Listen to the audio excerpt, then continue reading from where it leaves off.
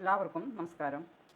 ഇന്ന് ഞങ്ങൾക്ക് അത്താഴത്തിന് മുട്ടയും കപ്പയും നൂഡിൽസും ചേർന്നുള്ള ഒരു വിഭവമാണ്. ചീനച്ചട്ടിയിലേക്ക് ആദ്യം കുറച്ച് വെളിച്ചെണ്ണ ഒഴിക്കുക. ഓയിലായാലും മതി. ഇവിടെ ഞാൻ വെളിച്ചെണ്ണയാണ് ഒഴിക്കുന്നത്. അതിലേക്ക് ഒരു സവോളയും പച്ചമുളകും അരിഞ്ഞതിടാം. സവോളയും പച്ചമുളകും ഒന്ന് ചെറുതായിട്ട് വാടി വരുമ്പോൾ അതിലേക്ക് 3 മുട്ടയും ഒരു നുള്ളു മഞ്ഞൾപ്പൊടി ഒരു നുള്ളു ഉപ്പും ഇട്ടിട്ട് ചിക്കി പൊരിക്കുക.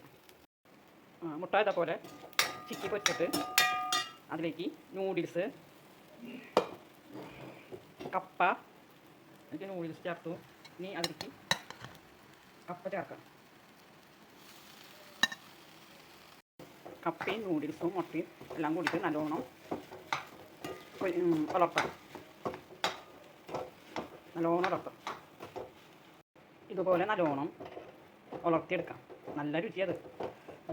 രാത്രിത്തെ ഞങ്ങളുടെ അത്താഴം ഇതാണ് കപ്പയും നൂഡിൽസും മുട്ടയും കൂടിയിട്ട് വളർത്തിയത്.